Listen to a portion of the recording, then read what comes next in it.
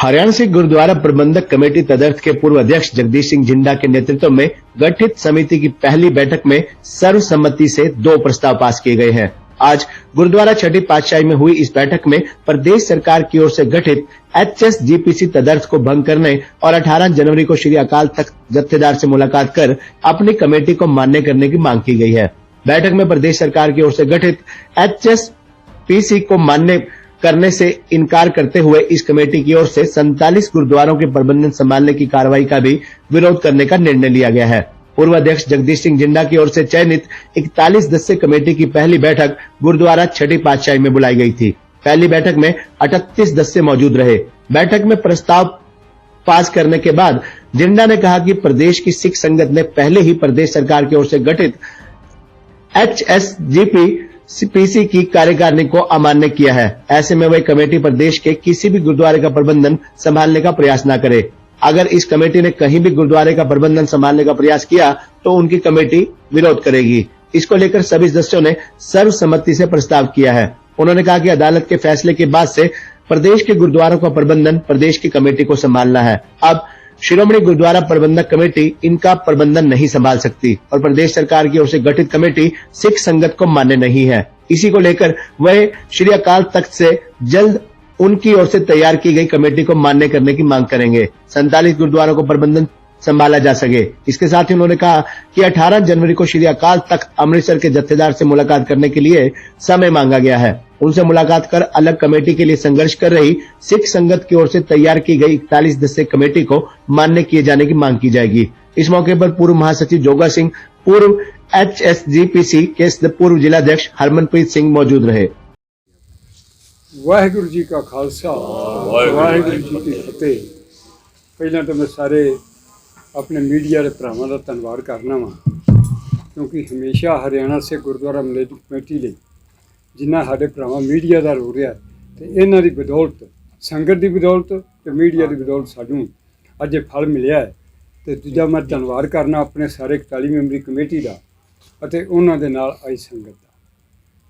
अज दा बहुत एक अहम मुद्दा सी कि मैं कुछ दिन पहलों DC साहब ने एक मैमोरेंडम दिता सी, जिहदे च मैं मंग की सी कि 6 महीने के अंदर इलैक्शन इस करके जरूरी हो गया है, क्योंकि एक तो हरियाणा सरकार ने 38 मैंबरी कमेटी बना दी है। दूजी कमेटी संगत वालों अकाल तख्त 41 मैंबरी प्रवानगी दे के आए।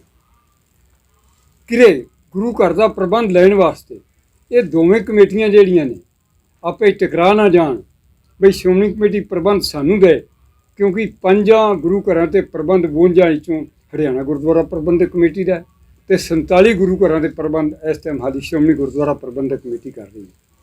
पर 20 सितंबर के फैसले आने तो बाद तो हुण श्रोमणी गुरुद्वारा प्रबंधक कमेटी का इत्थे कोई कंट्रोल नहीं रहा। कंट्रोल इस टाइम किहदा है? ना तो हरियाणा गुरुद्वारा प्रबंधक कमेटी का है, ना उस कमेटी का जिहड़ी सरकार ने 38 मैंबरी बनाई है, ना हाली कंट्रोल उहदे कोले जिहड़ी अकाल तख्त नूं असीं प्रवानी 41 मैंबरी कमेटी दे के आए हैं। इस करके एक तरह का साढ़े 47 गुरु घरां दे विच एक गवर्नरी राज चल रहा है। ना श्रोमणी कमेटी ते ना हरियाणा कमेटी दे दोवां कमेटियां चों किसी को अज यही संगत को निर्णय लिया है भी आपां नूं प्रबंध संभालना चाहिए है, हाली कि नहीं संभालना चाहिए। 41 मैंबरां दे संगत ने राय दी है बई आपां अकाल तख्त साहब को बेनती पत्र दे के आए हैं कि साडी कमेटी नूं प्रवान किया जाए। अज 10 दिन हो गए ने अकाल तख्त साहब ने हाली कोई हाँ ना का सानू जवाब नहीं भेजा। हरियाणे के सिखां ने सारियां दी एक मुश्त राय बनी है कि एक बारी 41 मैंबरी कमेटी जिहड़ी है अकाल तख्त साहब के जथेदार कोल जाएगी तो अपनी बेनती करेगी भी या सानू हाँ करो तो या ना करो। असीं तो मंग ही करांगे कि अकाल तख्त साहब ये संगत की कमेटी 41 मैंबरी कमेटी नूं मानता दे, ताकि असीं गुरु घरां दा प्रबंध अपना जिहड़ा है वो छेती तो छेती संभाल ले। सानू उद्देश है कि सरकारों के हथ बहुत लंबे होंदे ने, मते किरे इत्थे सरकारी कमेटी नूं सरकार बनाने की कोशिश ना करे तो फिर साडे च आपे दोवां कमेटियां का टकराव पैदा हो सकता है। सिख भरा मारू जंग ना आपे च होवे गुरु घरां नूं लैके अगे भी बड़े फखेड़े होंदे रहे ने दुनिया दे विच। अपने इत्थे कुरुक्षेत्र भी जो पहलों हरियाणा कमेटी के मुद्दे लैके बड़े बखेड़े होंदे रहे, गड्डियां टुटियां, बंदे जख्मी होए, ਕਰੋੜਾਂ ਰੁਪਈਆਂ ਦਾ ਨੁਕਸਾਨ ਹੋਇਆ। ਅਸੀਂ ਇਹ ਸੋਚਦੇ ਹਾਂ ਵੀ ਹੁਣ ਇਹ ਕੰਮ ਨਹੀਂ ਹੋਣਾ ਚਾਹੀਦਾ। ਹੁਣ ਮਾਨनीय ਸੁਪਰੀਮ ਕੋਰਟ ਨੇ ਸਾਨੂੰ ਕਾਨੂੰਨੀ ਤੌਰ ਤੇ ਹਰਿਆਣਾ ਗੁਰਦੁਆਰਾ ਪ੍ਰਬੰਧਕ ਕਮੇਟੀ ਬਣਾ ਦਿੱਤੀ ਹੈ ਤੇ ਆਪਾਂ ਜਿਹੜਾ ਕੰਮ ਕਰਨਾ ਹੈ ਉਹ ਕਾਨੂੰਨ ਦੇ ਅੰਦਰ ਰਹਿ ਕੇ ਕਰਨਾ ਹੈ। ਕਾਨੂੰਨ ਨੂੰ ਆਪਣੇ ਹੱਥ 'ਚ ਨਹੀਂ ਲੈਣਾ। ਹੁਣ ਕਾਨੂੰਨ ਸਾਡੇ ਨਾਲ ਹੈ ਤੇ ਆਹ ਕੋਈ ਦਲਦਬਾਜ਼ੀ ਇਹੋ ਜਿਹੀ ਨਹੀਂ ਕਰਨੀ ਕਿ ਜਿਹਦੇ ਸੰਗਤ ਨੂੰ ਗਲਤ ਮੈਸੇਜ ਜਾਏ ਅਤੇ ਕਾਨੂੰਨ ਦੀ ਉਲੰਘਣਾ ਹੁੰਦੀ ਹੋਵੇ। तो 41 मेंबरी कमेटी कब किस दिन जाएगी? श्री दरबार साहब किस दिन मिलेंगे? कोई डेट निर्धारित की आपने? हाँ जी, मेरी जथेदार साहब नाल गल हुणे हुई है। उन्होंने कहा कि 16 तरीक तक मैं बाहर विदेश च हाँ तो तुहानूं 18 या 19 तरीक मैं टाइम दे दियांगा, या असीं 18 नूं जावांगे ते या 19 नूं जावांगे। वो जथेदार साहब ने मेरी गल क्लीयर करती है भी 18 या 19 का तुहानूं टाइम मिल जाएगा।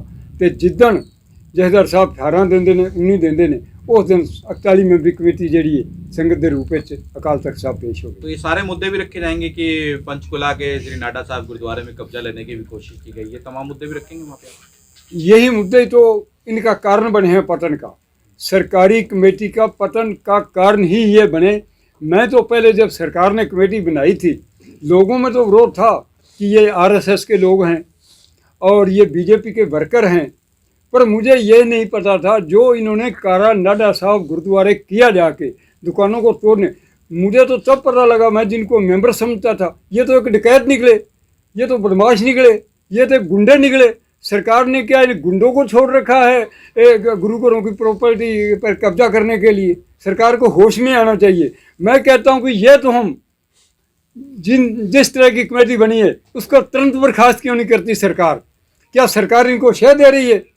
खुद तो सरकार ऐसी कमेटी गठित करके गुरु घर की गोलकों पर कब्जा कर रही है और गुंडे जो 30 इन्होंने बनाए हैं 37 मेंबरी कमेटी मेरे छोड़कर, वो गुंडे और बदमाश हैं। वो गुरु घरों की ज़मीनों पर और दुकानों पर कब्जा करना चाहते हैं।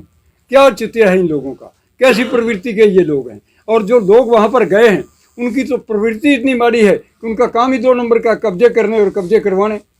इसलिए ये सारे मुद्दे अकाल तख्त साहब पर रखे जाएंगे और सरकार को भी हमने चेताया है भाई इस कमेटी को जल्दी से जल्दी भंग कराओ। कभी ये ना हो कि आप क्या सरकार हमारे भाईचारे में आपस में दरार पड़ना चाहती है, सिख भरावों को आपस में लड़ाना चाहती है। ये मंशा क्या सरकार की? यदि ये मंशा है तो सरकार चेतना, हम भाई हैं, सिख हमारे सारे भाई हैं, हम आपस में टकराव नहीं करेंगे, हम कानून को हाथ में नहीं लेंगे और जो फैसला लेंगे वो सारी संगत के सहमति से लेंगे।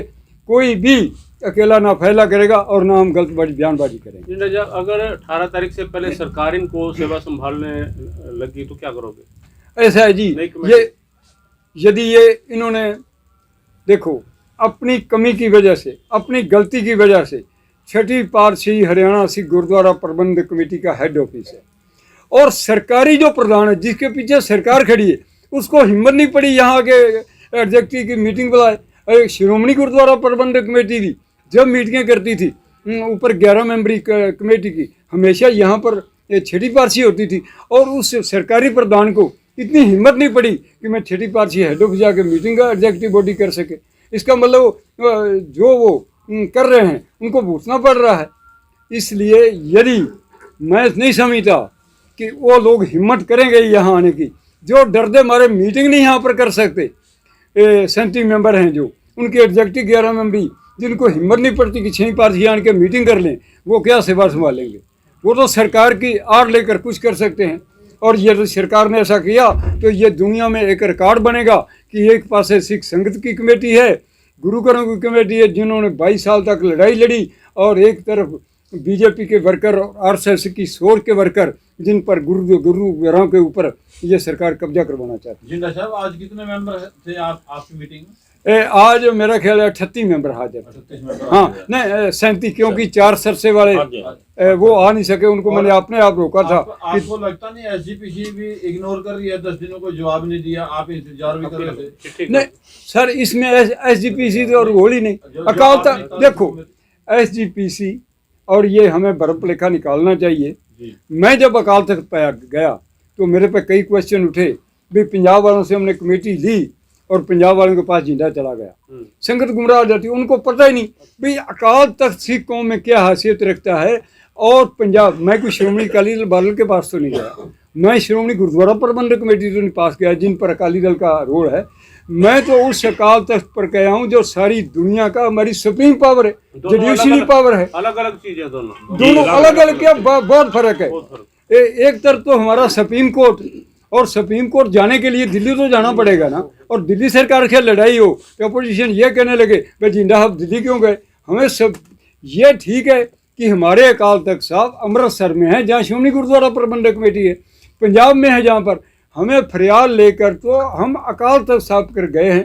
कई कहते हैं भी आप जथेदार बादल का है, मैं कहता हूँ कि हम दोबारा के पास जाएंगे अकाल तख्त के ऊपर, जो जथेदार है हमें उसी